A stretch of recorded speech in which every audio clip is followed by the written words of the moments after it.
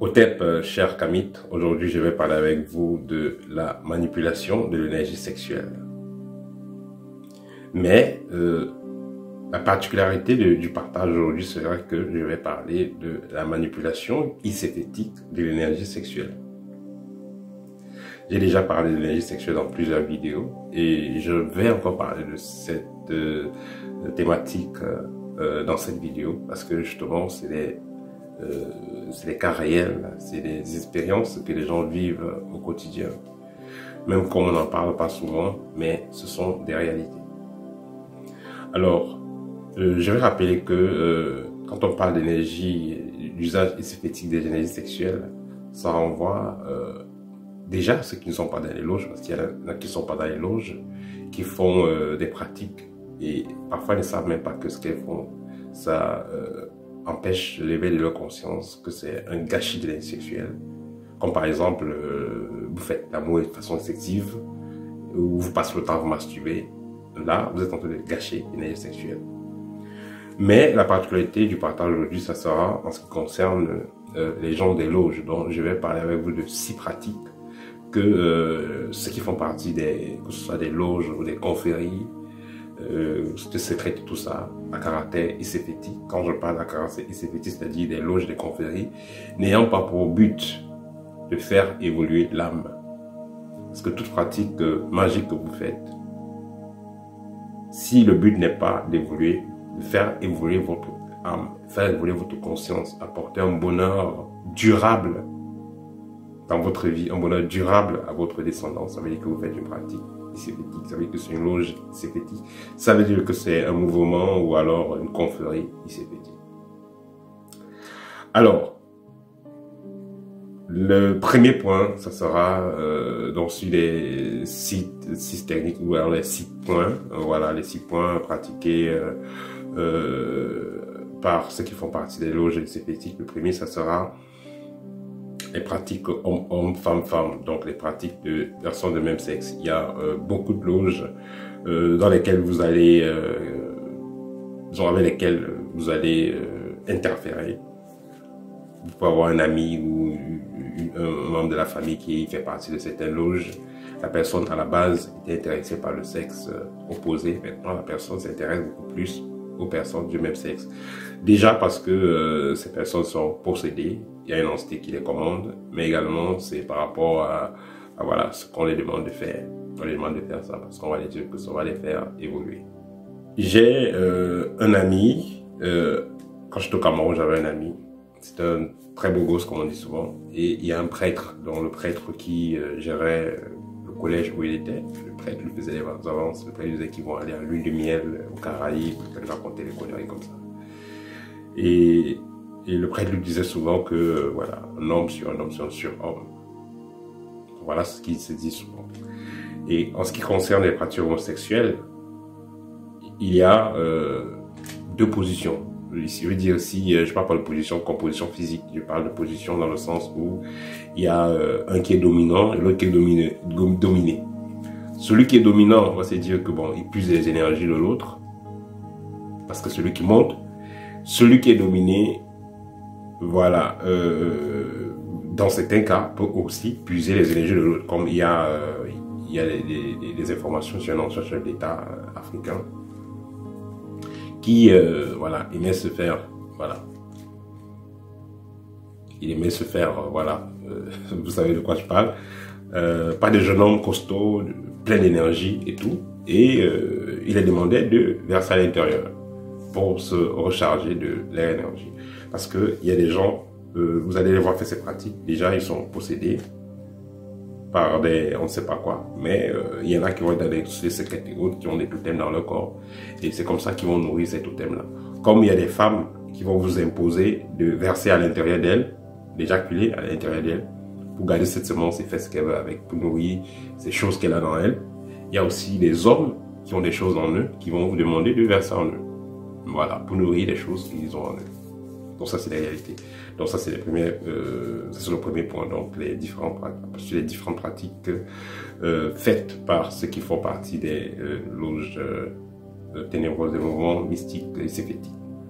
La deuxième pratique, ça sera l'inceste.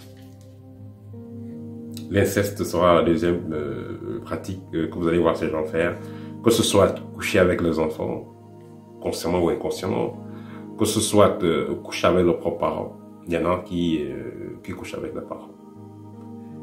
Ils ne veulent pas le faire parce qu'ils sont assoiffés de sexe ou non, ils le font parce que voilà, c'est les caprices des esclaves avec lesquels ils travaillent, ce qu'on les demande de faire dans leurs choses du sondre. Ensuite, il y a des pratiques mystiques avec des animaux, par exemple de zoophilie. Vous allez voir que on peut dire que oui, c'est quelqu'un qui est seulement, il aime faire des expériences et tout ça. Non, c'est une pratique sexuelle réelle. Il y en a qui font. Et il y a des villages où on a suivi les gens en train de faire avec les chèvres, avec les porcs et tout.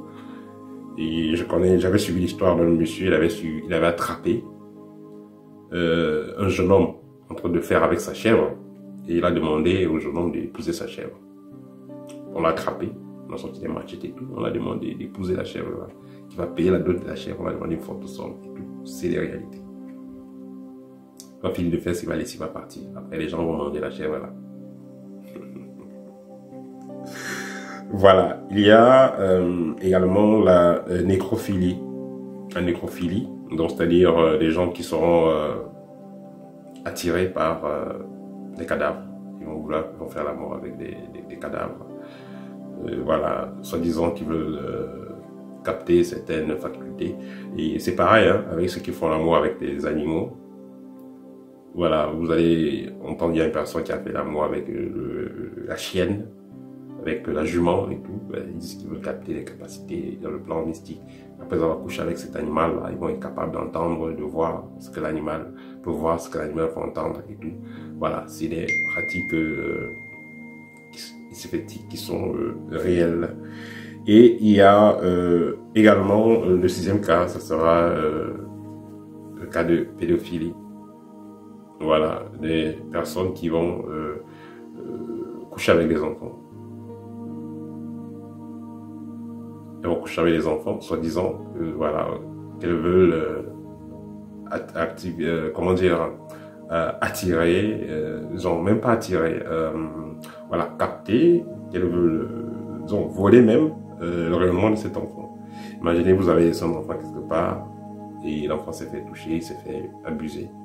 Cet enfant va perdre beaucoup en ce qui concerne sa lumière. Voilà, cet enfant sera vraiment modifié. Donc, que ce soit au niveau énergétique, que ce soit au niveau mental, émotionnel et tout ça, ça va vraiment perturber l'enfant. Voilà, ça c'était quelques pratiques, voilà, quelques pratiques sexuelles, disons les plus courantes, c'est ceux qui font partie des loges. Les pratiques comme les porte-à-porte et tout ça, voilà, c'est assez différent parce que là, c'est la personne qui a fait les choses sur une autre personne.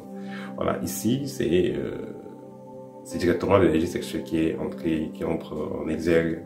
Voilà, donc ces gens vont faire cela pour, soi-disant, qu'elles veulent capter les énergies d'autres personnes et autres. Et ce qui est aussi déplorable et triste dans les pratiques de homme-homme et tout ça, c'est que quand vous êtes un homme et vous allez dire que vous allez coucher avec un autre homme, vous allez prendre pas derrière et tout ça pour absorber ces énergies. Vous n'absorbez pas que l'énergie, que la force, vous allez aussi absorber la négativité de la personne. Donc si la personne est parasitée et tout, vous allez absorber ces parasites également. Si la personne a des maladies, vous allez prendre ces maladies. Et il y a une étude qui a démontré que 80% des personnes qui font ces pratiques-là de homme-homme, tous sont porteurs du VIH. Parce que dans 100% de cas, il y a blessure, il y a le sang qui se mélange, donc ils sont porteurs du VIH. Et c'est aussi comme une malédiction pour eux. Voilà, donc pour conclure, l'énergie sexuelle devrait être utilisée comme l'univers a toujours voulu que l'énergie sexuelle soit utilisée, c'est-à-dire avec les deux polarités. Quand vous voulez qu'une pile fonctionne, c'est plus et moins. Vous voulez l'électricité, c'est plus et moins. C'est comme ça que l'univers peut fonctionner. Le soleil, la lune, le jour, la nuit, voilà. Donc quand vous allez mettre les forces de même nature, voilà, ça va péter. Parce qu'on sera même en science, deux forces de même nature se repoussent. Donc voilà, si vous voulez faire deux forces de même nature ensemble, Voilà, là vous allez créer quelque chose d'anormal et la nature ne laisse aucune erreur sans être impunie. Voilà. Donc c'était le partage d'aujourd'hui. Et aussi j'oubliais, ce que moi j'ai dit toujours, c'est que le plus important que l'être humain doit comprendre et connaître, c'est déjà comprendre comment son corps fonctionne, se connaître lui-même, apprendre à se connecter à l'univers, parce que s'il se connaît, il peut mieux se connecter à l'univers. Si vous vous connectez à l'univers, vous aurez donc accès à l'énergie de façon illimitée. Vous avez le soleil qui est là, vous avez la lune qui est là, vous avez la terre qui est là, le vent même est là. Il y a tellement des éléments qui sont là, prêts à nous recharger, nous donner la vitalité, la force dont on a besoin. Ça va vous servir donc à quoi? D'aller vous connecter sur autrui pour voler l'énergie d'autrui. Vous pouvez prendre de l'énergie dans le cosmos, dans l'univers. Mais ces gens ne le peuvent pas, parfois parce que, voilà, elles ont des entités en elles qui les possèdent et qui les dominent.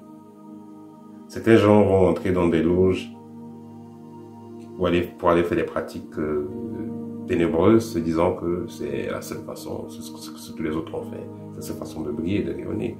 Si on a 10 ministres et tous les 10 ministres sont dans telle loge et ils font tous tel type de pratique, ça veut dire que c'est la seule façon. Il est temps qu'on passe à autre chose. Voilà, il est temps qu'on passe à autre chose, donc comprendre que c'est pas la seule façon et c'est même la pire façon. Vous pouvez, une fois que vous avez pris conscience de comment est-ce que vous êtes structuré, comment est-ce que vous fonctionnez énergétiquement, vous pouvez donc apprendre à interférer consciemment avec l'univers et capter l'énergie dont vous avez besoin sans vous connecter à autrui. Voilà, c'était le petit partage d'aujourd'hui. Peut-être et à très bientôt.